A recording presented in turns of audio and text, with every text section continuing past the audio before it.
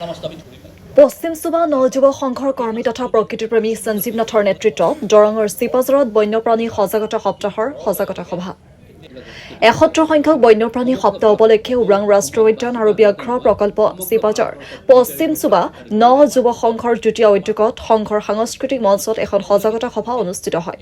মঙলদে বন্যপ্ৰাণী সংমণ্ডল বিষয়া প্ৰদীপ্ত বৰুৱাৰ পৌৰোহিত্যত অনুষ্ঠিত এই সভাত মানুহ আৰু বন্যপ্ৰাণীৰ সহাৱস্থান শীৰ্ষক বিষয়ত চিপাঝাৰ মহাবিদ্যালয়ৰ অৱসৰপ্ৰাপ্ত অধ্যাপক ডক্টৰ প্ৰসন্ন কুমাৰ নাথ, অৱসৰপ্ৰাপ্ত চৰকাৰী বিষয়া চক্ৰধৰ নাথ, স্থানীয় বয়োজ্যেষ্ঠ নাগৰিক তথা কৃষি শিক্ষক মাধৱ শৰ্মা, জ্যেষ্ঠ সাংবাদিক ভাৰ্গৱ কুমাৰ দাস, আন্তঃৰাষ্ট্ৰীয় পৰ্যায়ৰ বন্যপ্ৰাণী আলোকচিত্ৰ শিল্পী নেজিব আহমেদ আদিয়ে বহনক্ষম মানৱ সভ্যতাত বন্যপ্ৰাণী আৰু প্ৰকৃতিৰ অপৰিসীম ভূমিকাৰ বিষয়ে আলোচনা আগবঢ়ায়।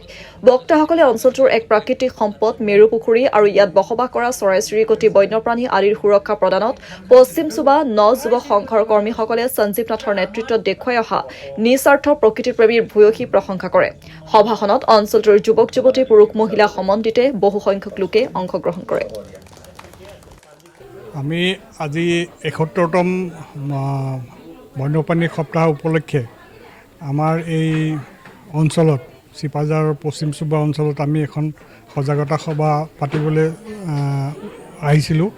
বিশেষ উদ্দেশ্য আমাৰ আছিলে যে ইয়াৰ যিখিনি জলাশয়, সেই জলাশয়ত বিভিন্ন ধৰণৰ বন্যপ্ৰাণী চৰাই আহে। বিশেষকৈ এতিয়া উইণ্টাৰ শীতকাল আহিছে, শীতকালত বহুত পৰিভ্ৰমী চৰাই ইয়ালৈ আহে।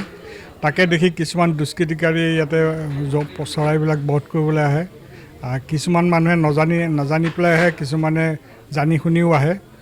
এই গোটেই কথাখিনি আমি ৰাইজৰ লগত আলোচনা কৰিলোঁ, কেনেকৈ আমি সংৰক্ষণ কৰিব লাগে জেগাখিনি।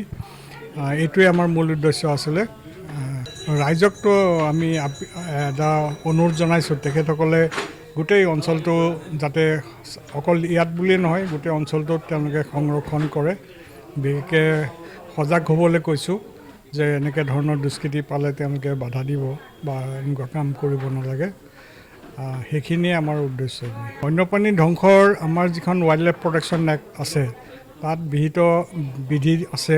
তাত আমি সকলোকে আমি পানিছমেণ্ট দিব পৰা ব্যৱস্থা আছে।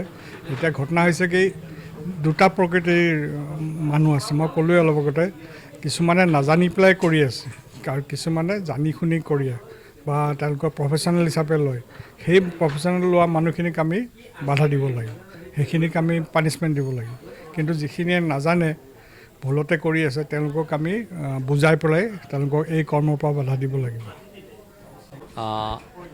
ভাৰত চৰকাৰৰ বন্যপ্ৰাণী সপ্তাহৰ আজি যোৱা ২ তাৰিখৰ পৰা ৮ তাৰিখলৈকে যি বন্যপ্ৰাণী সপ্তাহ উদযাপন কৰিছে, তাৰে অংশ হিচাপে আজি পশ্চিম সুবাত যুৱ সংঘৰ আহ্বানত ইয়াতে দৰং জিলাৰ যি DFO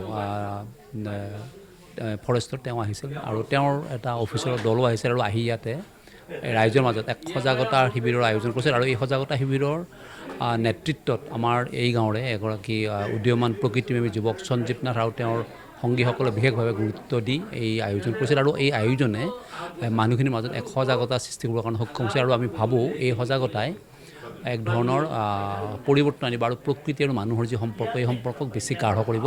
তাক আমি আন্তৰিকতাৰে আশা কৰিছোঁ আৰু সেইকাৰণে ইয়াতে আমি এই ধৰণে উপস্থিত আছোঁহি। ধন্যবাদ।